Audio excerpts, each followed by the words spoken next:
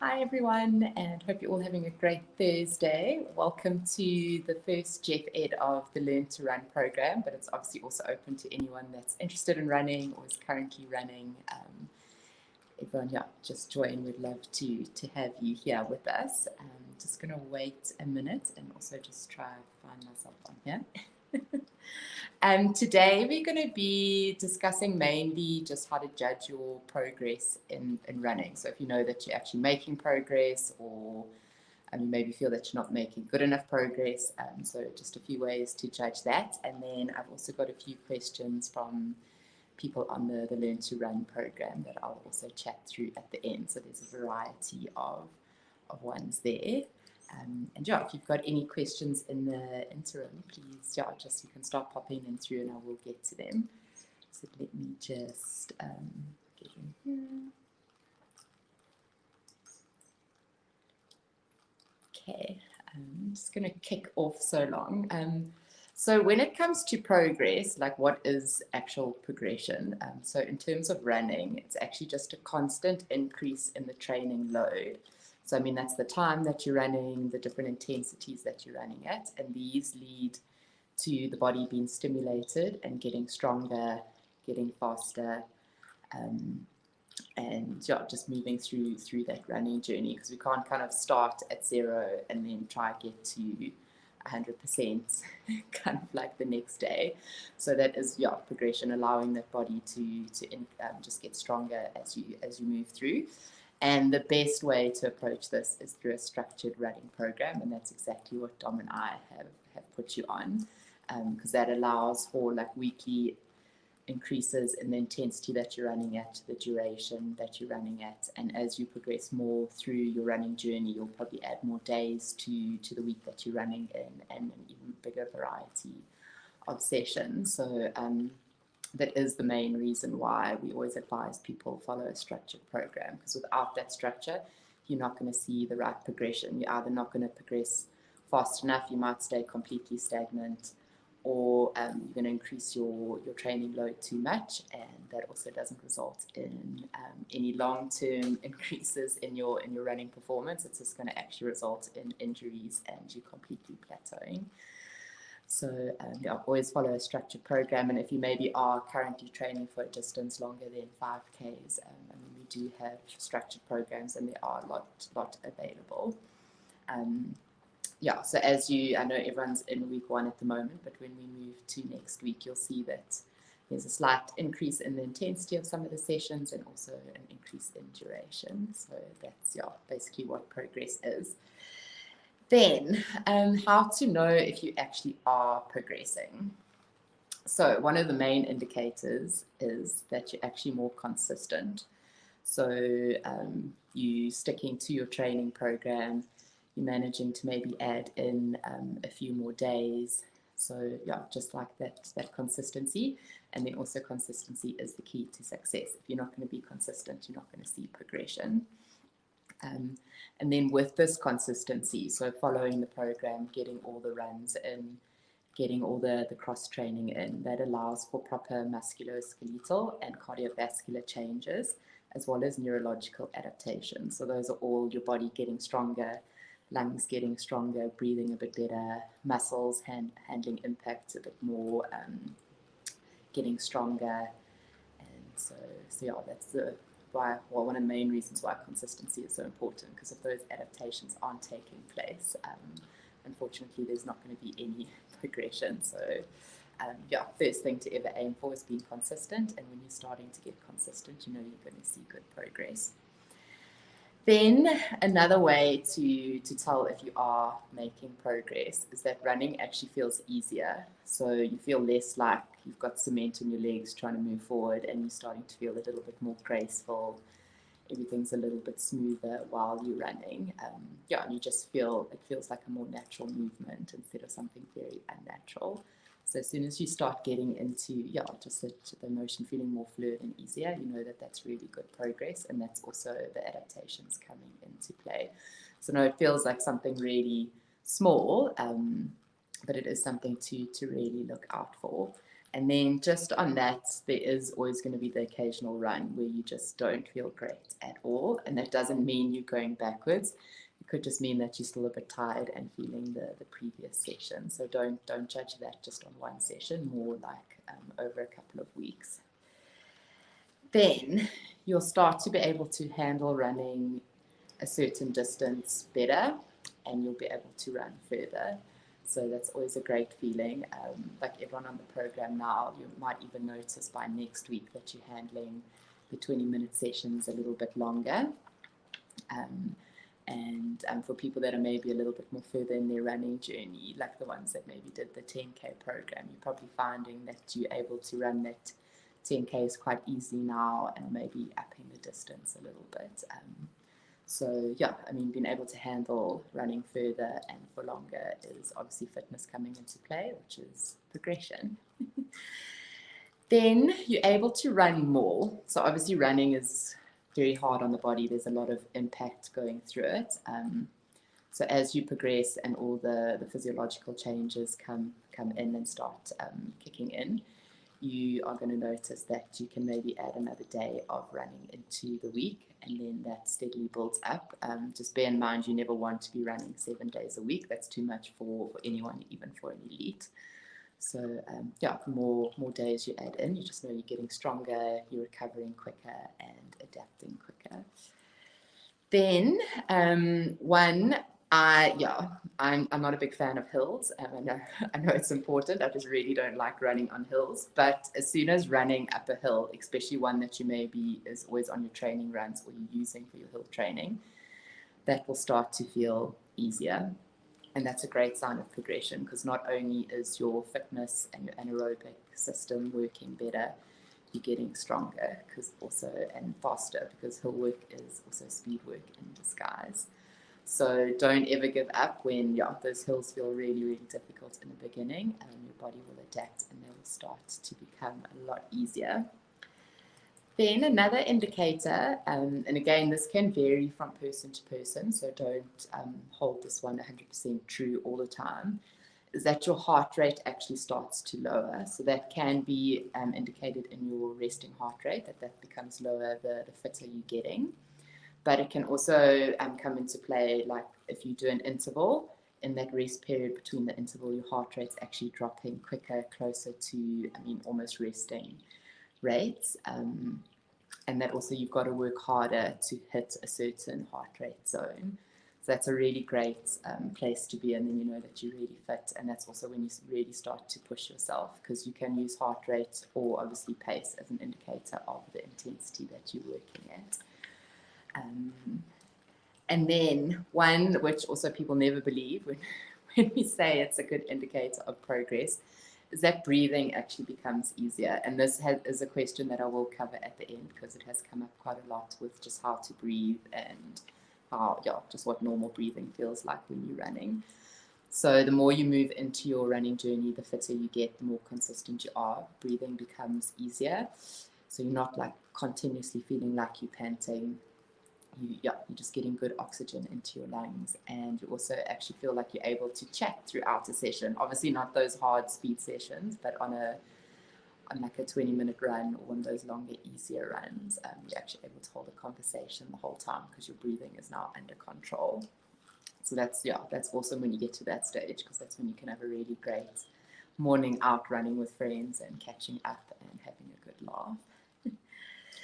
Then you also start to feel like stronger at the end of some runs. So those hard like interval type runs or speed play, there is always going to be a certain degree of fatigue at the end, because you are pushing your body really hard in those sessions. But you'll notice that you start handling each session better and you'll recover after it. So don't be disheartened if, like, today you're feeling absolutely exhausted from yesterday's session and you felt quite like puff after it. That will continue to improve. And then also on like the longer, easier runs, you'll also notice that you start to feel stronger through that, and also quite strong after the run. then you recover quicker. So that means that you've recovered from the previous session quicker, and that in turn enables you to actually train again the next day and still have good quality from that run, and then still just bearing in mind that you do need rest days. So this isn't an invitation to run or train every day, but you'll notice that you're recovering quicker, so less sore, less stiff, or the legs actually feel fresher the next day, and you're able to just have a good run or turn out a good session, or your legs are feeling less heavy when you're doing some of your cross training. So that's always a perk for me, and also you start to sleep better, which is always a win. Okay, then also for people that are new to running or trying it as a new challenge, there's obviously that emotional aspect to it. Like we may be a little bit scared, we doubt ourselves, and the more you progress, the more your body's showing you that you can do this, and you feel it getting stronger. That emotional, like taxing part actually starts to fall away, and you hopefully start to look forward to your next run, and you learn to love it. So that's also a really good place to be, because then you know, like, you've got your mind, and you will get through the run instead of trying to convince your mind and body that you can do it. And that, I mean, that goes with any exercises that you're doing. It starts, you know that you can do the session, you know that you can finish the program, and it's just less of that emotional toll. Then, also pretty cool, you start to prioritize your running once you're starting to see progress, and then it becomes like you will do your run instead of doing something else, and you look forward to your run, and you start to plan like your days and weeks around that running. And again, this can go for any form of exercise, like you prioritize getting your session in on the days that you've decided to exercise. So that's a super form of progression. And then obviously there are going to be certain days where we just can't because something's happened, and that doesn't mean you're going to go backwards. Just know that like the next day it 100% has to be done.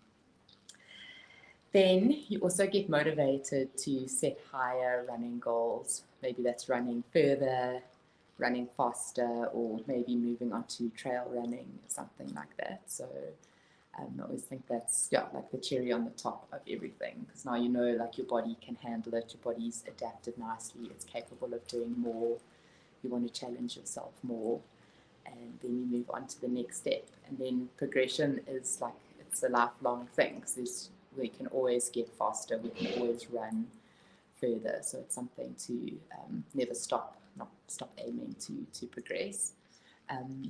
Then just on that, we obviously can't always be training for a race. You want you'll have that peak training where you're in a training program, whether it's for 3 to 6 months, depending on the distance of the race that you're doing.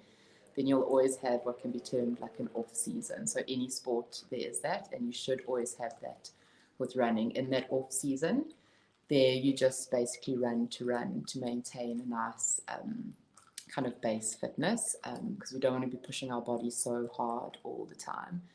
And you'll see that with elite runners. That's why they're doing probably max 2 to 3 marathons a year, and out of those, probably only 1 or 2 they're actually aiming to win. Because if we're just constantly training for a race, we're going to plateau, get injured, and just not see the adaptations that we should do.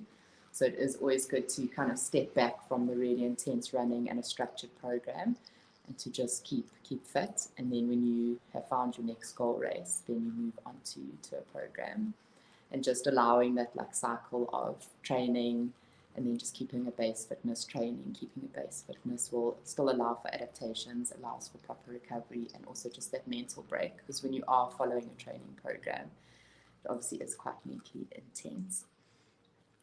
Okay, so just to quickly just cover those 12 topics a little bit more. So it's just you become more consistent. That's a great form of, showing that you're progressing. You feel that you're moving better, so more like a gazelle and not like you've got cement legs. You handle running a certain distance better, and you can start running further.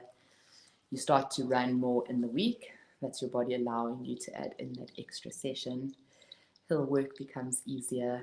breathing becomes easier, your heart rate starts to respond better and recovers better between intervals. And then again, for some people, their resting heart rate will drop.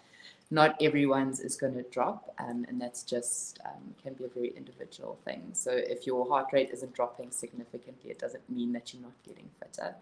It's just the way that your heart pumps, and that's all good. Then you start to feel stronger when you finish certain runs. There's less emotional stuff going into the running. Like, you're not trying to convince yourself every day. You start to want to do it. And then also, you just start wanting to set higher goals, whether it's running further or running faster. Okay. Cool. So that's basically just so you know how you're going to progress. And for those of you that are on the Learn to Run program, it is too early to see progression. So just remind yourself of that. From week 2 going into week 3 is a good time to then see how the body has adapted in that short period of time. You'll notice that similar sessions, you start to do a little bit easier. Those 20 to 30 minute easy runs become easier. So some awesome things to look forward to. So definitely don't give up now. Okay. Then just a few like running jargon words that people have just asked kind of what they mean. So one of the ones that has come up often and also in the 10K program is, what is cadence? So cadence is the amount of times that your feet are striking the ground during your run. And the slower your cadence, the slower you're going to be running, but also the higher chance of injury, because you're actually basically just plodding. So you want a nice quick cadence, so your feet turning over nicely. The gold standard is about 180 steps per minute, but that's something to build up to. Don't try to get to that straight away. It's just going to make you feel very uncomfortable and very tired. So it's just something to always be aware of, that your feet are turning over nice and quickly, and that you're not taking these long, like, looping strides. So whenever you hear Dom or I say cadence or turnover, it's just referring to keeping those feet going nice and quickly. Then we have asked people to judge their runs based on like a 6 out of 10, 4 out of 10, so perceived rate of exertion instead of pace. And that's just a better way, especially when you're starting off, to judge your effort, because pace is very individual to how fast you run. So that's something that you can start to build in later into your journey. So, and again, even just judging your pace by the rate of perceived exertion can be a bit of trial and error, and that you've just got to practice. Like, you'll know pretty quickly if you've gone out too fast and won't be able to maintain that pace for another 5 minutes, or doing repeat intervals at that pace. So just something to be patient with and play around with, and you'll pretty quickly see like where your 6 out of 10 is, or your 8 out of 10. And then, once you've moved through this program, especially if you're a beginner, then you can start aiming for time. Because, certain minutes per kilometer, and that can always come later in your running journey. Rather get a nice base now, get the basics nailed, and then move on to focusing on time. Then you'll hear words like intervals, speed work, speed play, fartlek, long run, easy run, tempo run. All these things are just describing a different type of running session. Because we can't just run at one pace the whole time. So that doesn't allow adaptations to take place, because then you're actually only training one energy system. So that's why there's a nice variety. And for those of you that may have missed the original or the first intro video, you can think of it as quantity and quality. So quantity is those 20 to 30 minute long easy runs. Their pace doesn't really matter. It's more about time on the legs, building endurance, and those also make good recovery runs. And then you've got quality, which would be the intervals, hill sprints, things like fartlek, which are still to come, and is a good fun session. So more like speed work, training hills, and that's actually where we become faster runners. So that's why it's really important that they're not left out of your session. If you're just going to go run at an easy pace all day, every day, you could probably run across the desert if you wanted to, but not become a very fast runner. So just always bear that in mind. So I mean, those are what those sessions mean, and also why it's really important that you get them done. Okay, then just onto some of the questions that people asked to be discussed today. So someone asked, she gets nausea when she runs hard, and what is the cause of that? So when we're running and with any exercise, blood is diverted to the muscles and to the skin, because the muscles are obviously driving the exercise, and they need a lot of blood to keep that going. And then our skin is our cooling system, so that also needs some blood to help keep us cool, otherwise we will literally overheat. So so during exercise, your muscles and skin are prioritized, and the blood diverts more to those organs. So there's actually less blood going towards your internal or like your abdominal organs during that time. And it's not dangerous at all. I know this sounds like absolutely horrific, that you might not be getting blood. There is still blood going to your abdominal organs, just less, because they're not the primary function at that stage. So what that then in turn causes, because there's less blood moving through them and helping them like optimally perform, it actually can have an impact onto digestion to a certain degree. So that's also why some people can experience almost tummy cramps. Some people battle to keep food down, especially on the longer distances. And then that's also what can cause nausea. So that it won't be a permanent thing, especially the causing the nausea. It can just be your body getting used to more intense exercises. So what I would suggest, if you are experiencing something like that, just be quite careful with what you're eating before you run, even for those short sessions.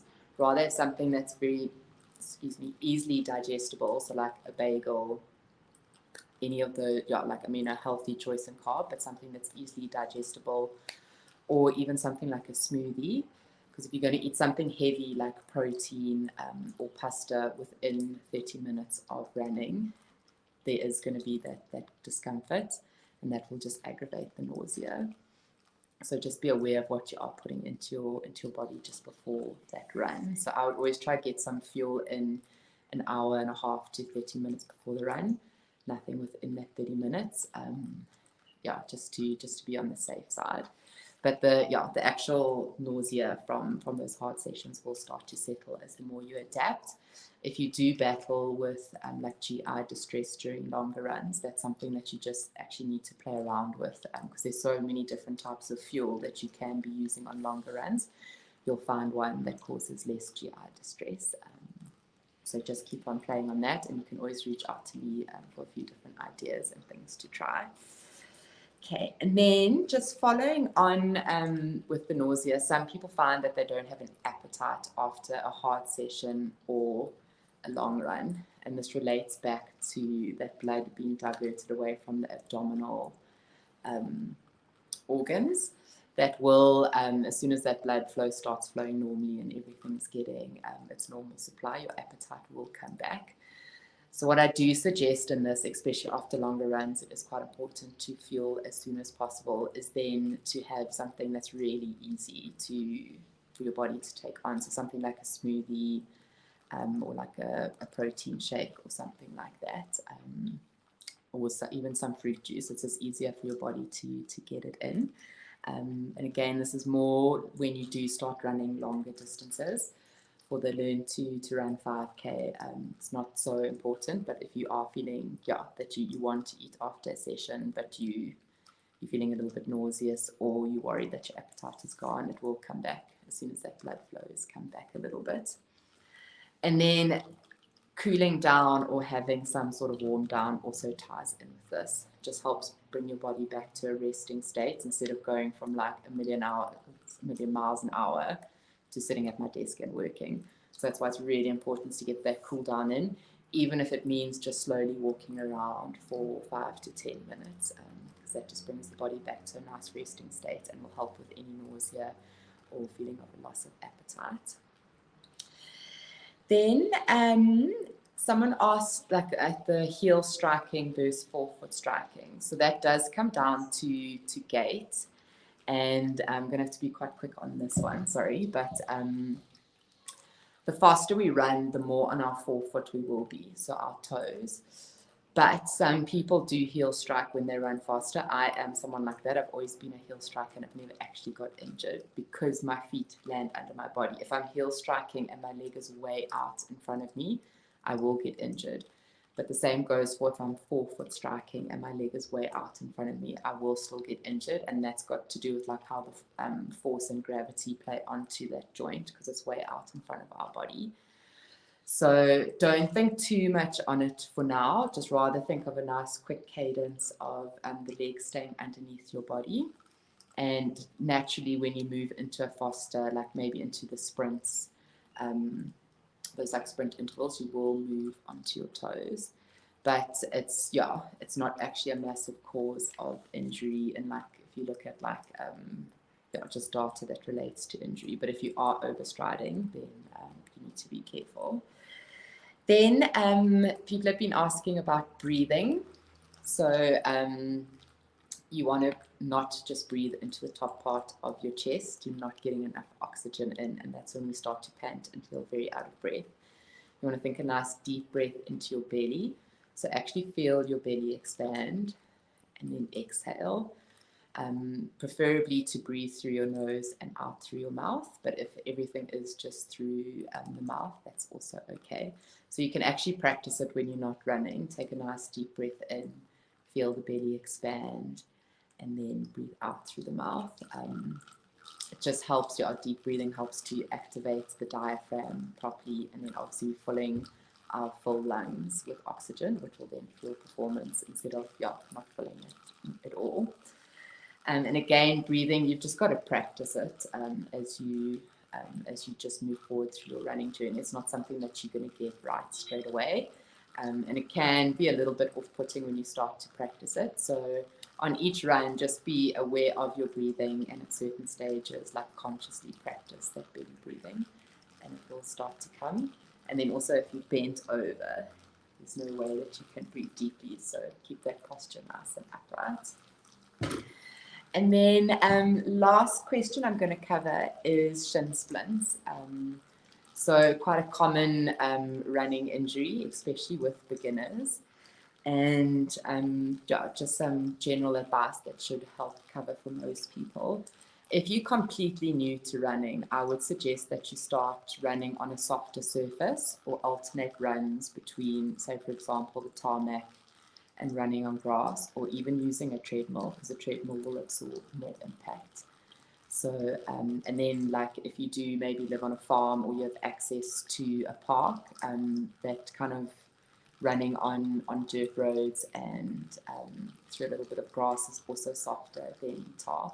Your body will adapt to that, and you will become stronger, and then you'll definitely be able to move on to like a road full time, for example. Then it's also to make sure that you're building up your training properly. So not going from zero to hero, following the progression of the program, because as you know, that's obviously important to actually see results and also to prevent injury. Then cross-training is also really important, not only to prevent shin splints, but just to prevent injury in general and to ensure that we're a better running machine, because we're going to be stronger and all our muscles will be firing. So definitely bring in some cross-training while you build up into your running. And I would always suggest that cross-training is a part of anyone's running program, no matter how advanced they are and what distances they're running. So the cross-training just allows a break from all that impact and stress that running brings, but you're still getting in good fitness and good cardiovascular training. Then strength and stretching is very important for when you've got shin splints. So keeping your calves nice and supple. So lots of calf stretches. You can massage them, and if you've got a foam roller, you can also foam roll. And then keeping a good ankle range of motion. So that range of motion just means that the ankle can actually move through the full kind of movement that that joint allows. Because running is so done in one plane, our ankles get a bit tight. So it's literally just making circles with your ankles. You can go clockwise, counterclockwise, push your foot forward and back. And then just general strength into the lower limbs, but also especially into the core and glute area. So yeah, quite a few things that will contribute to helping you deal with shin splints and prevent them. So just follow a well-rounded program like the one that you are on now. Incorporate lots of stretching and strength, and you'll definitely get there. Then, yeah, if anyone has any questions or anything, please feel free to DM me. You can get the number of the running group, or you can just pop me a message on Facebook. But we'll be having a live every week and can answer questions there, and we'll cover different topics as we move through. But yeah, don't give up on your running journey just yet. Keep that consistency, and you're going to see the progress and get to where you want to be. Cool, and that's us for today. And yeah, enjoy your rest day, and Dom and I will catch you on the program again on Saturday.